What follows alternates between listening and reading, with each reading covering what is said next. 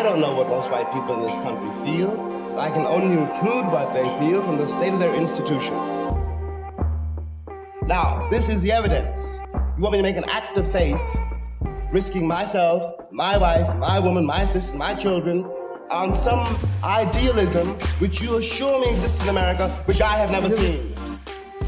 So we have a very special guest today who is doing great things. Her name is Henny. She has a new book that is coming out this month, and it's I Won't Shut Up, which is an excellent name.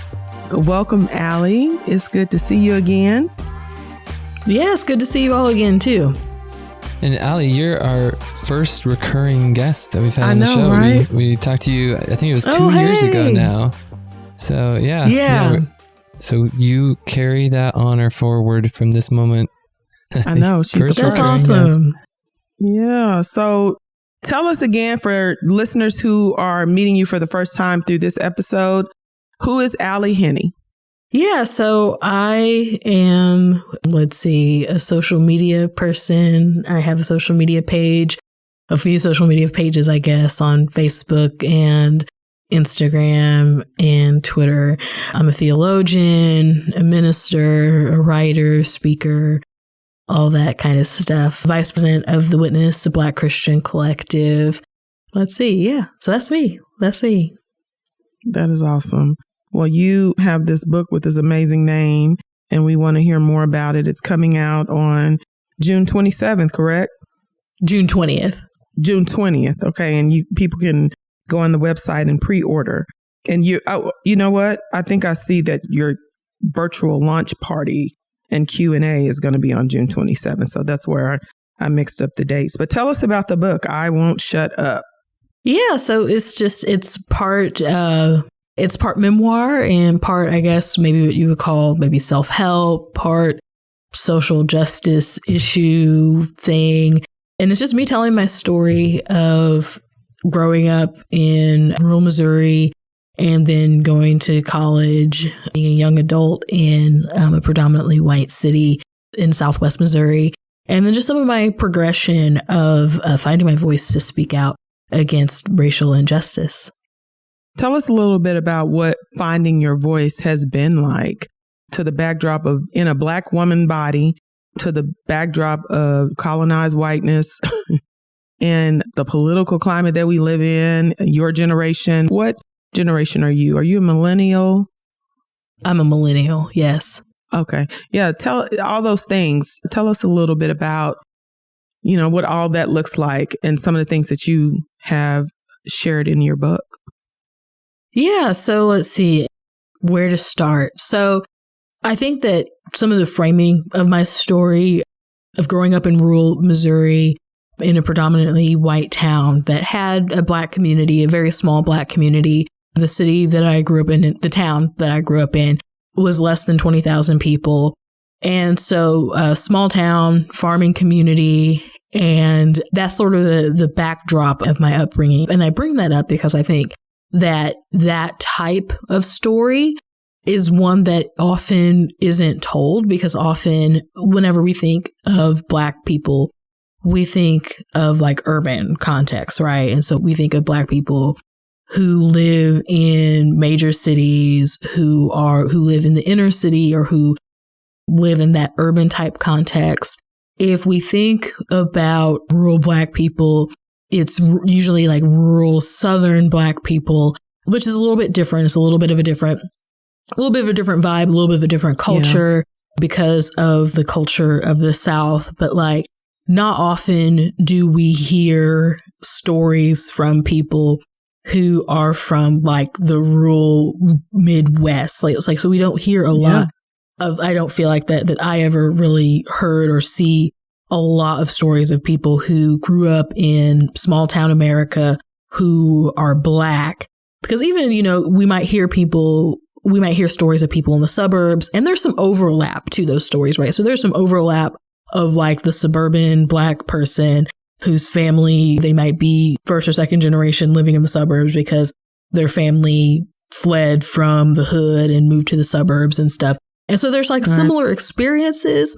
But my experience growing up in a small rural town, I grew up with the vestiges of segregation, the vestiges of Jim Crow, the vestiges of even enslavement. And so a lot of the people who live, a lot of the Black folks who live where I grew up, who live in that particular region of Western Missouri, a lot of us are descended from people who were enslaved in that region, if not the exact town that we were in, that very same region, with people who were enslaved, within like a 50-mile radius, 70 mile, 75, 100-mile radius of that.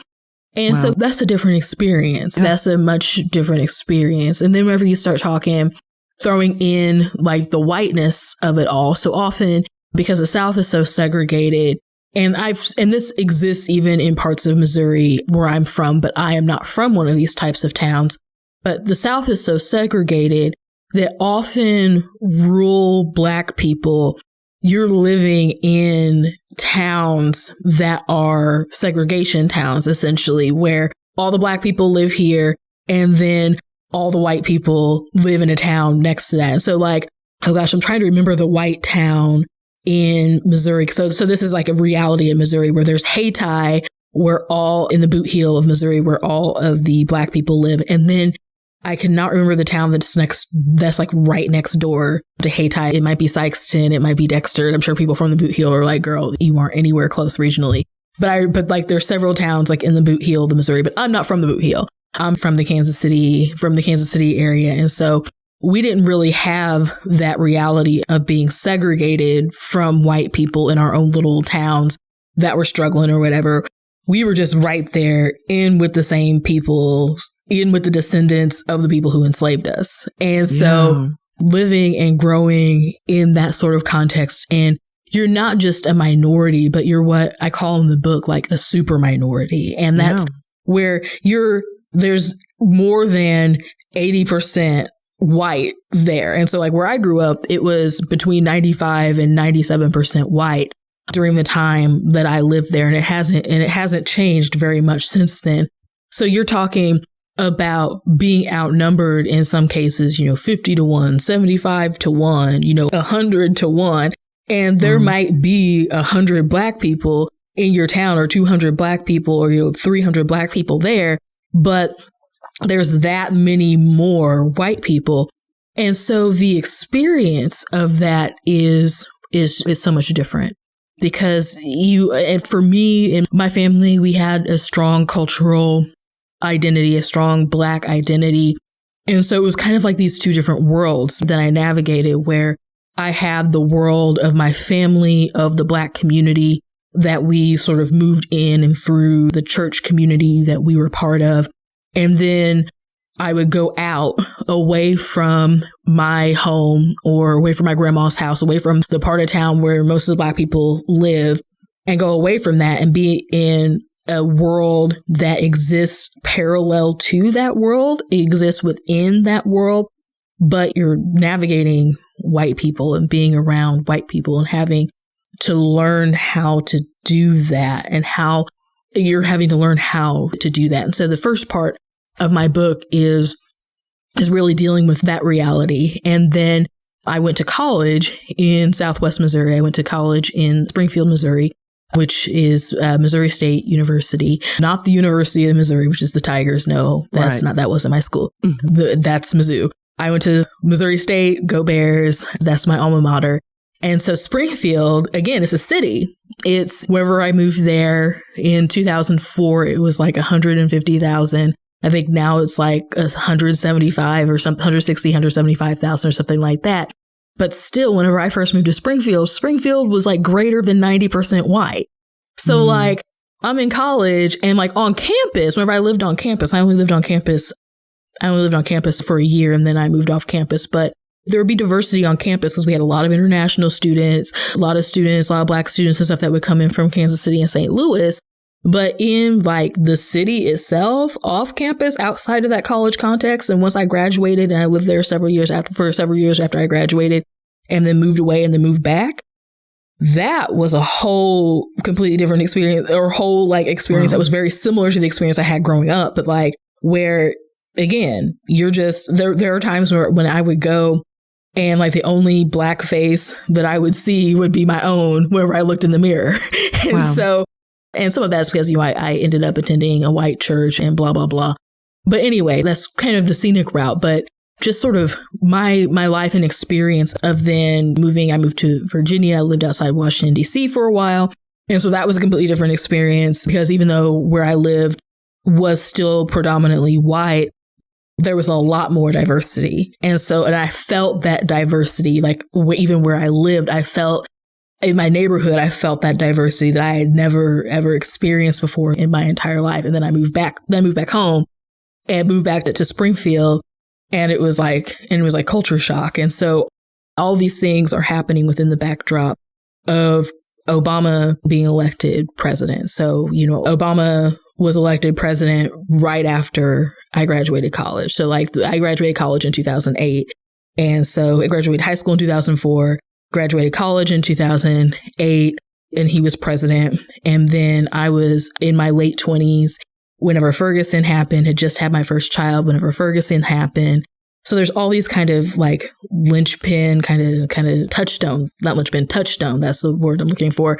Kind of moments in my generation as kind of a geriatric millennial, I guess is what I am, since I'm one of the older ones of that. I call it I don't call it. People call us geriatric millennials. Some people are like elder millennial, and I'm like, okay, well, yeah, elder millennial, but I'm just gonna go ahead and embrace okay, fine, we're geriatric. Like at some point we're gonna be geriatric. That's so hilarious. I just kind of say geriatric ironically because it's weird to it's like I'm like 38, like I'm gonna be 38. Like, how's that geriatric? But anyway, right. So it's just, so then finding my voice and kind of learning how, like recognizing, because I experienced racism, of course, because that's just of course. I mean, I grew up in a town that was greater than 90% white, and I went to college in a city that was greater than 90% white and has a storied history of racism. So of course I experienced racism. And so I felt that racism was just something that I had to I felt like that racism, I thought that racism was a problem that I had to manage because I knew that white people weren't going to manage it. Because I could see evidence of that every day, that white people, they weren't going to handle their stuff, right? They were going to be racist. And so I thought that racism was something that I had to manage. So I had to make sure that I wasn't doing anything that would somehow invite people to be racist against me. And it wasn't in this kind of respectability politic kind of way. It was just in a sort of, I know, I'm trying to protect you from your worst impulses. So I'm not going to eat fried chicken at the picnic because I know that if I do, it's going to invite your worst impulse to make a joke about it. Oh my gosh. So I'm not going to do that. And so anyway, but then I realized that there got to be a point when it was Michael Brown's body is laying on the ground. Trayvon Martin's body is laying on the ground. All these bodies are laying on the ground and people are being racist about it. And so there gets to be a point whenever you're just I can't manage this for you. And it's not my job to manage this for you. I actually need to tell you what the problem is because they didn't know what the problem was. Right. And there's way more to that, but the book sort of kind of chronicles that aspect of me switching from thinking that, because I mean, I knew white people were racist. I wasn't trying to change or contort myself. I wasn't trying to change or contort myself in terms of I'm trying to be white. I knew who I was, and I also knew who they were, and so it was I'm trying to deflect what's happening, and so then kind of within that you lose aspects of yourself and whatever. And so my book kind of talks just about that journey and about the journey then to becoming a justice advocate and being outspoken, where it's I always knew that this stuff was wrong, but I didn't think that I could do anything about it. And so then I realized that I could do something about it. And so I did. This is so powerful just listening to you. There are so many thoughts that are going through my head. One thing about Allie and I know you somewhat personally, just from some of our interactions on social media and specifically a group that we're both a part of, a couple of groups that we're both a part of on social media, and your work with The Witness. You are a master storyteller. I feel like God gives us people that can really paint the picture of our times. And as you were talking about, the unique experience of growing up in the South and in the Midwest, and sometimes you have generations of white and Black people that are growing up together on different sides of the spectrum. And that's a loaded word, but on different sides of the social spectrum, the socioeconomic spectrum, the racial spectrum, the racial ideal spectrum. I mean, you could have a grandmother that helped was a caretaker to her oppressor, the people who she worked for that were oppressive and racist, but then also having raised the children who would be the next generation of oppressors to her grandchildren. And that is really powerful. And as you were talking, what I heard in my spirit was Zora Neale Hurston, who is one of my favorite writers. I feel like she is one of the most important writers of all time, but specifically our time, and how she gave voice to the people in Florida, Evansville. And when I say gave voice, I mean, she made a point of uplifting their voice in their vernacular.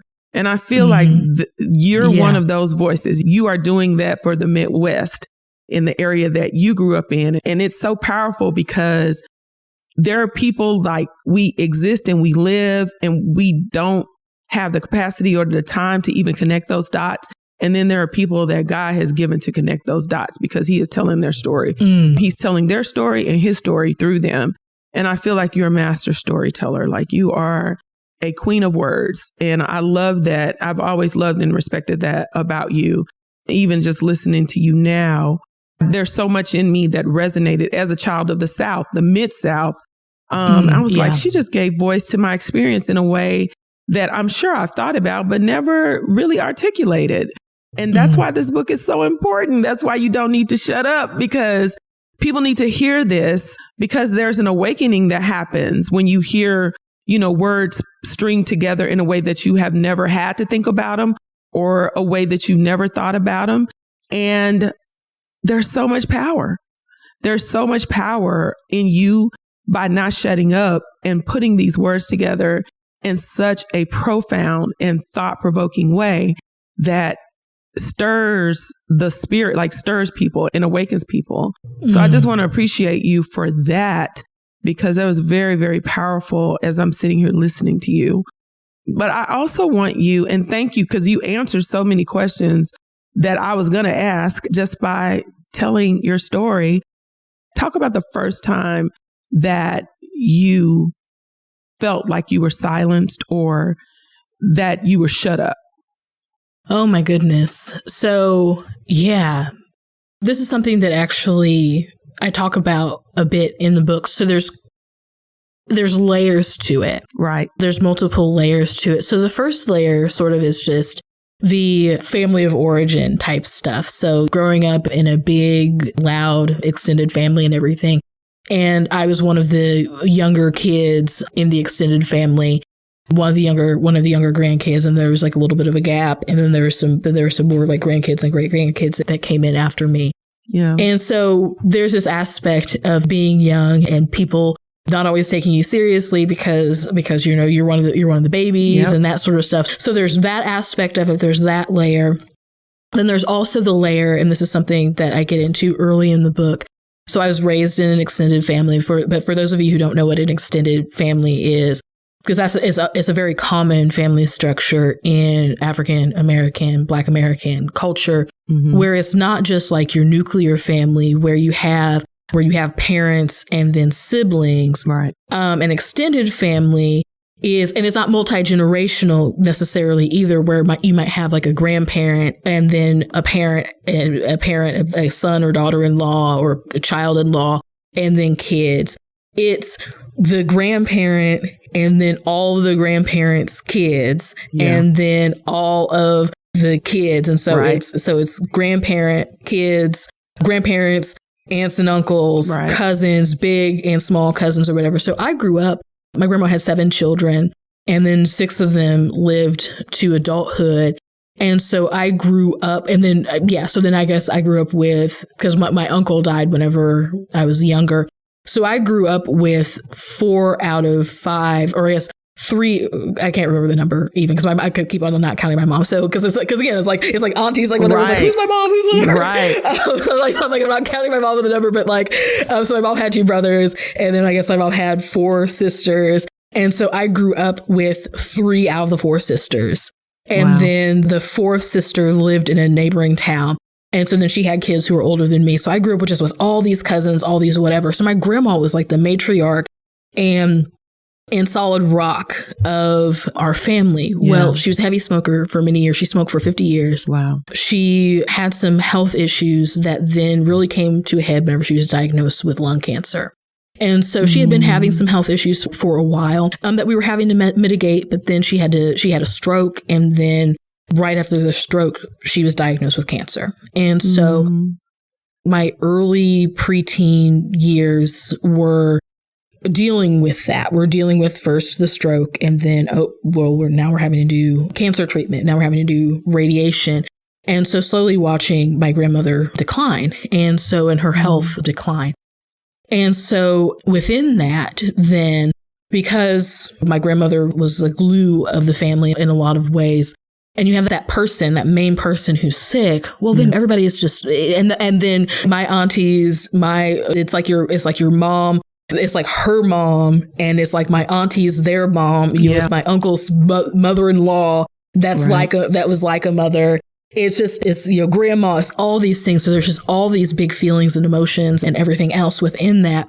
And so within my grandma's illness, and I talk about one specific occasion in the book, but just within that, there gave a lot of occasion for me wanting to be heard. Yeah. So being the youngest and kind of wanting to be heard, wanting to be whatever, but then also just wanting to be heard, experiencing all sorts of things that were very, very, very, very difficult, and things that not a lot of kids were living through. Not a lot of kids were helping their grandparent up off the ground because they had fallen. Not a lot of grandkids were helping to be caregivers and stuff. And so, but my cousins and I were. And so there was just a lot of things kind of within that then caused me to feel silenced at times.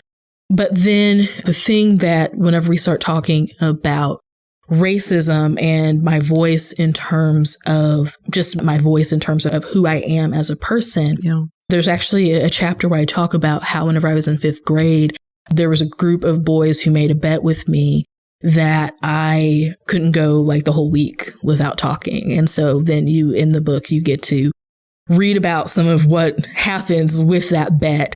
And it doesn't go quite the way that you would think it would go. And it ends in, spoiler alert, racism. And there is much racism. Oh, yeah. And so with this incident, it was an incident where I felt like I lost my voice, where it was the layers of misogynoir, wearing braces and a bowl cut, telling me that I needed to shut up, telling me, silencing me in some very uncouth ways. We'll put it that way. And realizing that it's like, it's not even just at home. It's not even just, it's also among my peers, and it's in all these different places. And so that incident really kind of, I think, set me up for just feeling kind of bad about myself in a lot of ways, and carrying some of this even into young adulthood and everything, until I, again, had that moment where I found my voice and started speaking up for myself whenever I was experiencing injustice. Wow. I think it's crazy to, as a white person, think about the experience. And I've had just slight experiences of being the only white person in a context. But it's just something I've experienced on just a couple occasions.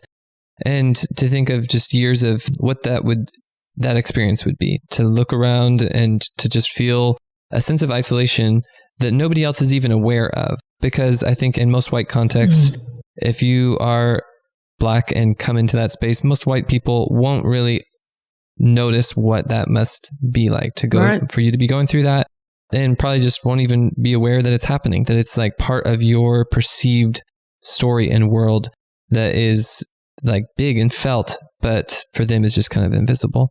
But in here, one of the quotes that I kind of highlighted or underlined, you talk about how Black people have the right to exist and take up at least as much space as everybody else. We shouldn't have to adjust ourselves beyond what is required for being compassionate, ethical people. We shouldn't have to censor, filter, and regulate ourselves while doing ordinary things.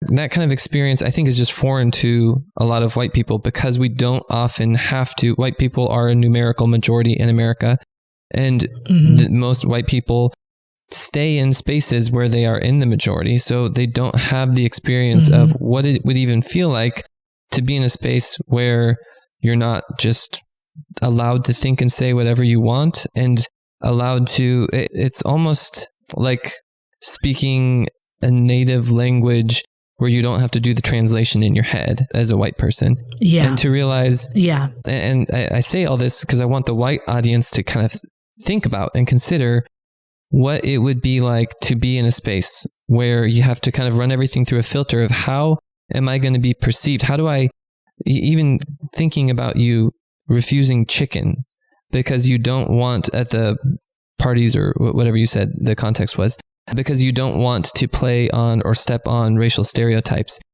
Like that's, most white people just get to pick what food they feel like without having to run everything through all these filters. And I just think of the exhaustion, the mental energy that it would take to live in this, against this backdrop of all these filters of, I mean, along so many different dimensions, because it's also how you dress, it's your hair, it's like the ways that you talk, the words you use, it's all the decisions of how you live all have to run through these filters. And so I just empathize, I apologize that all that energy is necessary. But also I just thank you for not shutting up. Like you can't make people listen to you. You can't force them, and it's not your responsibility for them to listen to, but what you can control is that you keep talking and contributing to the world and saying things of value. You, Allie, I just know from following you over the years, you have so like 1,000 different jewels of wisdom and good things to give to people that people and white people might tune you out, and then it's to their detriment because they will not get the good things that you are bringing into the world. And yet the fact that you won't shut up, the fact that you won't let that difficulty, that extra energy of running things through the filters, of continuing to endure in spaces that where it's just more social energy has to go into it than is fair because nobody else in that room is going to put that energy in. And yet you won't shut up. You endure in it and you continue to bring good things into the world. And there are many white people who follow you on various channels and who do get to benefit from that, but also it's not on you to make that happen. Right. What you do is you keep talking and you keep loving and being a compassionate, ethical person and leading in how to do that. And so thank you. Yeah. Well, thank you. Thank you. And you know, I was thinking about you amplifying your own voice and finding those listeners, finding you. So not only are you not shutting up, but your gifts, you know, there's room that have been made for your gifts and your voice. And I want you to talk about like the people, you know, because you do have following on social media. I follow you on TikTok, on Facebook, on Twitter, on Instagram. Like I love to listen to read what is Allie saying about this. You're becoming one of those people that is like, okay, so what did she say about this? Because, you know, there are those people that kind of can, not that you desire to speak for people. I mean, you're speaking for yourself, but you speaking for yourself, you most certainly are speaking for others who have the shared experience. But let's talk about like, you won't shut up. And there are people who gravitate towards you to hear from you, whether sometimes they're antagonizers but mostly those who, you know, want to hear you because they want to listen. They want to learn. They want someone to identify with. Your words resonate. Talk about that side of it. You're not shutting up, and those who hear you, and maybe some of the stories of people that have shared with you how your voice impacts them. Yeah, well, you know, I never set out to like create a platform or to have a platform or to really be a voice for anything. Right. Something that it's something that sort of naturally happened and kind of became, it was just a natural progression. So and I talk about this a little bit in my book, where after Ferguson had happened, and so of course, being a native Missourian, I lived in Virginia at the time, but I grew up in Missouri and then spent a little bit of my adult life in Missouri. I guess maybe I'm about half and half in Missouri and then half in other places at this point, but I probably won't ever live there again on this side of heaven. At least on this side of Jesus's return. I mean, I say that, never say never, because God can send me back. Right. But I kind of feel like Michael Corleone at this point. Like, you pulled me out, like I'll come out and y'all keep pulling me back in. Right. Like, I'm trying to not have Missouri pull me back in at this juncture in my life. But, whenever all that was going on, I felt compelled to speak because I saw so much ignorance among people that I knew. I saw so much ignorance and racism, honestly, among people who I had grown up with, people who I had gone to church with. I was their counselor at youth camp. I was their kids' youth pastor, et cetera, et cetera. And I just felt like compelled to speak because people were saying just such horrid, awful things. And so that sort of snowballed into, as I started speaking about race and racism on my personal Facebook page, that sort of snowballed into, suddenly there were people just freaking out on me, people that were just, I would post something and people would get mad. Like people would just, they would be angry because I was telling the truth. Right.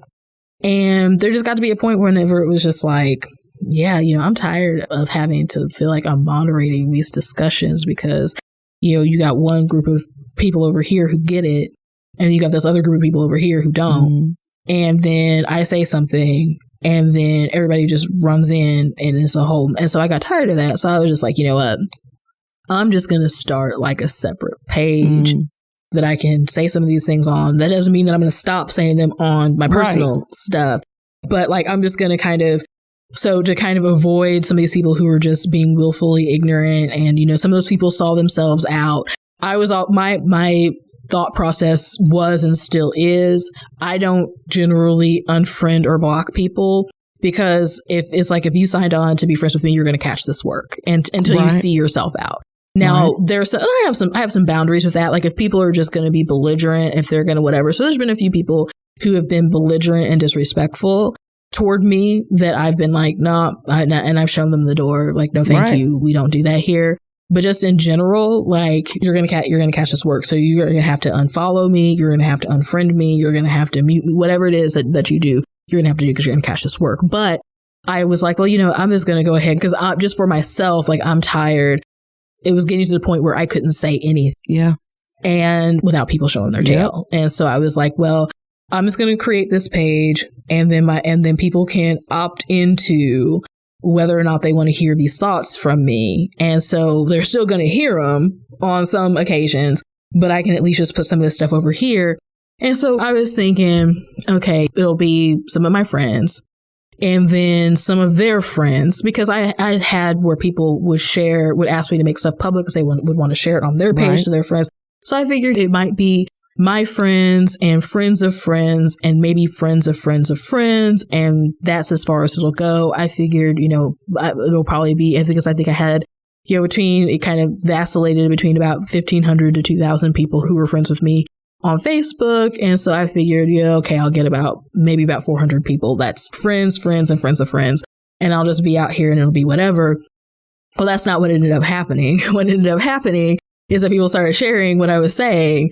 And then more people started liking it. So suddenly it stopped being mutuals. It stopped being that there were all these people who I had who were mutual friends. And it just sort of was like, wow, I don't know you. And I don't know who brought you here. And it really has grown into something that I could not have ever anticipated or imagined even in my wildest dreams. And so I've just been kind of writing it out. But then within that, it's opened up so many opportunities to be able to speak truth, to be able to share, to be able to help people to learn. But speaking out and finding your voice, I think that my generation in particular, us millennials and then the Gen Z kids, I think too, or I guess kids and young adults, because they're not really kids. Many of them aren't kids anymore, but I think that our generation sometimes thinks that it has to be like that if you're doing something and you're on the internet, then like somehow you've got to have a platform and you've got to have like all these followers and you got to like whatever. But finding your voice and using your voice isn't about that. It's not about building a platform. Like if you are able to talk, the power of having one conversation with somebody. And there are people that that I could name now that I had that I had one conversation with. That one conversation was life altering for me and made me realize some things that I needed to think differently about. And so then I thought differently about them. And so then I've gone and have influenced other people to think differently about those things.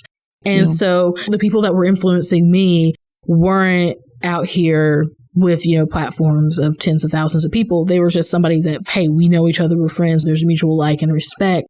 And so something that I think that's very important for us to get is that you don't need a bunch of followers on TikTok. You don't need a bunch of followers on Instagram. You don't need a bunch of followers on Facebook to make a difference. Now, I don't want to sound like one of those people that's like, well, but you have a platform, so it's easy for you to say it doesn't matter. Right. Because I get I get that because I've been, as a church person, I've been that person who's like, okay, but like I feel called to lead, but you're telling me that like this doesn't matter. Right. But like, I feel called to lead. So it's kind of interesting how you all baby boomers and Gen Xers are pastoring all the churches now. And suddenly pastoring churches doesn't matter. But like, here you are living your dream and living your thing and living out your calling. So now you can tell millennials and Gen Z now, it doesn't matter. Like platform doesn't matter. Like, oh, well, yeah, it doesn't matter because like, you're the person on the stage with the microphone in your hand. So of course it doesn't matter. So I don't want to be the person that's like sitting behind the mic and being like, oh, your platform doesn't matter. Like if it's something that you feel called to, like absolutely, like go for that, speak out, whatever. Because I think that some people just like make social justice into like this aesthetic and this lifestyle where it's just like you're just, you're an Instagram activist, you're a Twitter activist, you're a TikTok activist or whatever, but you're not actually. You're not doing anything. You're just on TikTok. Yep. And you're just on TikTok regurgitating the same things that everybody else has already been said. And you're mopping content from people and just regurgitating it like it's a new thought and idea. So I really want for our generation to understand the tools that we have in our hands because the corollary to that is that a lot of people would tell me years and years ago now, a decade ago, well, social media isn't the place to have those types of conversations and blah, blah, blah, blah. You should really just, that. And I'm like, well, if it's not the place to have the conversation, then where is? Right. Where is the venue? Because y'all aren't creating this. You have people in church like to be like, well, no. Okay, but you're not creating the venue in your church. Come on. You're not creating the place in your church. You're not creating the place in your organization. So people are having to get on social media to talk about these things because you won't address them in your context. So don't tell me that social media isn't the place for it whenever you're not making the place for it in the physical world. So we're having to get onto the internet world and talk about these things. And whenever we do that, you don't have power over what is said. Right. And so you don't like people try to regulate and try to whatever because they want their power, but that's a whole other different sermon.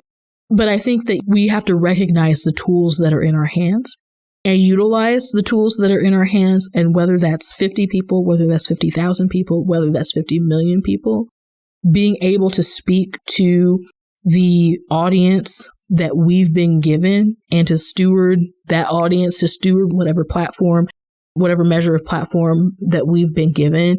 But honestly, I think that what I try to cultivate as a thought leader, as an advocate, something that I really just try to cultivate is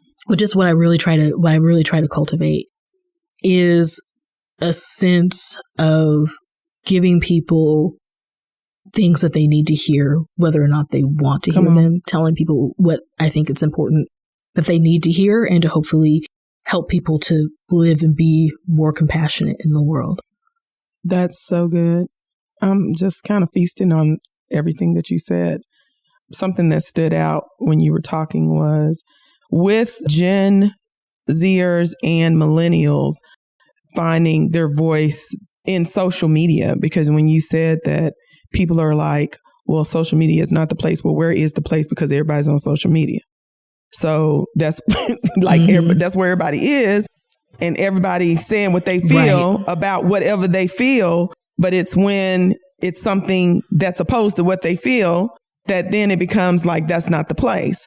So it's okay for there to be postings, you know, advocating for all these things. But when you talk about Black bodies and justice, then it's an affront. But then also social media is how Black people have taken social justice to the streets, because the way Black people engage on social media, it's almost like it's this big global phone call where we're all on the phone. Yes. You know, we get those, envision your mom being on the phone while she's washing dishes and she's cooking dinner, and we could hear everything mom was talking about and grandma was talking about, but we knew we had to sit down and be quiet. But still, there was this engagement that included us, but not included us. And this is what social media has become for Black folks, is that we all on the phone and we're co-sign, or it's like a virtual cookout. And it's been the place where we have been able to say, yes, I agree with that. Like, yes, that is the truth. Yes, that is my experience. Oh, I experienced that yesterday. Oh, yeah, that happened to me. Oh, and then we see all of this. It breaks the isolation. It does break the isolation. And that in itself has been so empowering for us to know that we are not alone, because all of these stories and experiences have been pulled together in such a powerful way. And we have taken, you know, people talk about how, and I do agree that, yeah, there's this thing where people are just kind of regurgitating things and they are monopolizing and taking advantage of the platform. But then there's also this thing that's happening where people aren't getting arrested for killing folk. And then we get on social media and then all of a sudden there's an arrest, like the woman that was recently killed by the white woman. Yes, that story.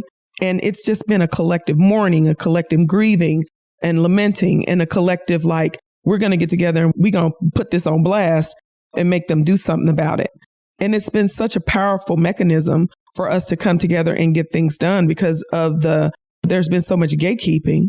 And there was really no way before social media that Black people could write so many books and get so much information out, and so much of our experience and so much of our stories.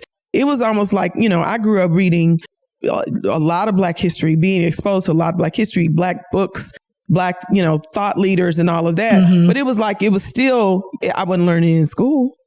You know, my teachers weren't talking about Langston Hughes or Neil Hurston, or, you know, they weren't talking about that a Black man wrote The Count of Monte Cristo. They weren't talking about that. And so then when we get all these Black people together on social media, and then we share these experiences, and then we kind of create our own table, it's been just so extremely powerful. And I feel like it's been a gift. I mean, it can be a curse in so many ways. Yeah. But I feel like it's been a gift. Yeah. You know?